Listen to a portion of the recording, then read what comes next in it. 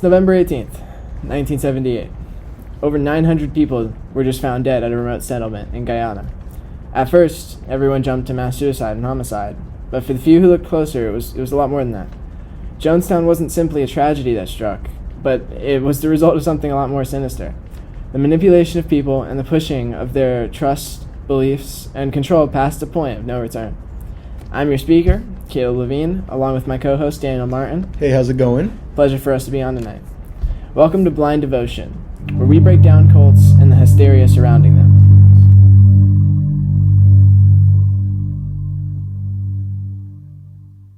So let's ease into this, huh? What comes to mind when you hear cult? Honestly, I'd have to say a group of people with unusual or extreme beliefs. But also, it's a little more than that. A cult is highly cohesive, organized, and tightly controlled, and can at times be hostile to outsiders. Right. I guess it's so much of that hostility that we hear which makes us think so negatively about them. But when it comes to defining a cult, wouldn't you think that some groups fit into a couple of those criteria without actually having like radical ideologies or, generally just being a cult? This brings us to an important question though. Where do we draw the line for what we consider a cult? It's super easy to point at something and label it a cult, but it becomes a lot harder when things appear normal at first.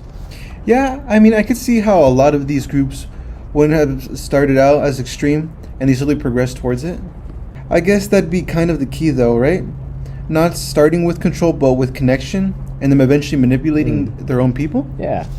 There's a few core concepts for like actually identifying cults.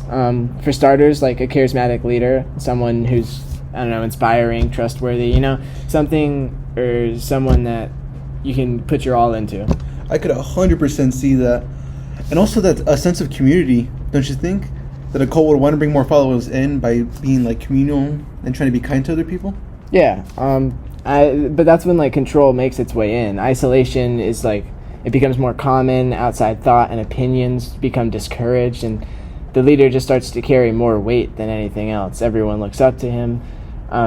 For most people in these situations, once that's happened and they start ideologically idolizing their leader, they can't step back. Yeah, and it becomes more than just a belief. It actually like controls what people believe and how they act and how they live their lives. I guess that is what crosses the cult line, not what people believe necessarily, but how much they're allowed to question it. If you take that into account, you can definitely see how incidents like Jonestown don't just happen overnight, but they're built up. Exactly. We see in modern ideologies like this all the time, and in particular in our modern day MAGA in a political scale, seeing how people will blindly find Donald Trump, and even though it isn't as labeled as a cult, they exhibit many cult-like dynamics. Characteristics of a cult. Especially the leadership aspect about it, that insane loyalty to Donald Trump, and how people like, even though he can say something overtly wrong or evil or against even their own like standardized beliefs, they still believe him. And this is actually talked about a lot in history.com as well, and in the modern media. Yeah. Look even closer. He actively manipulates his followers. How fake news, he's literally driving people away from actual information. He's creating distrust in media outlets and confusing and misinforming his followers so they blindly follow him. That's just like a cult.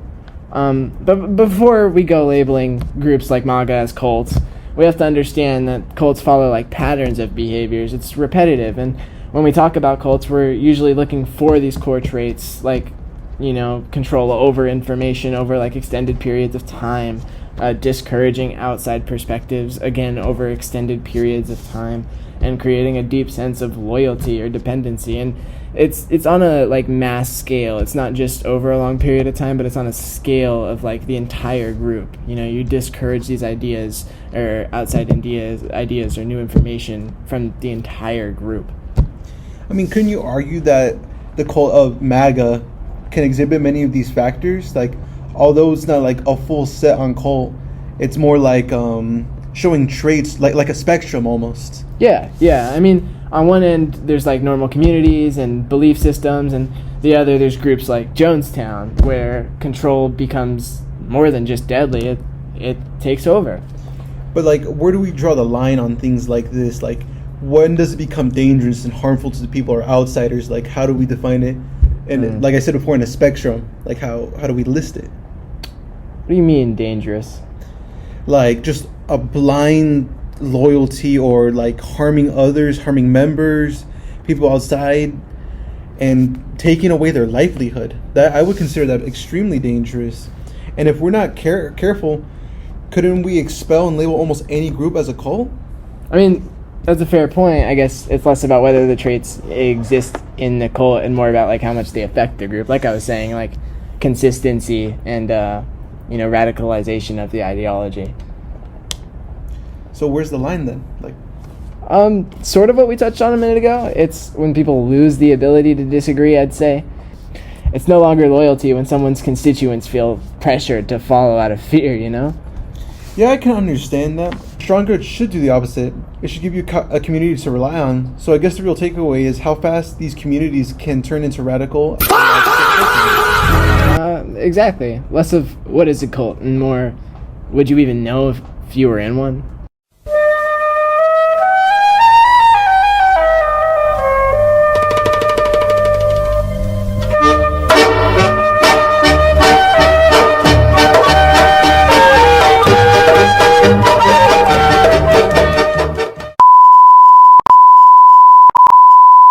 So I guess the real takeaway is how fast how fast can these...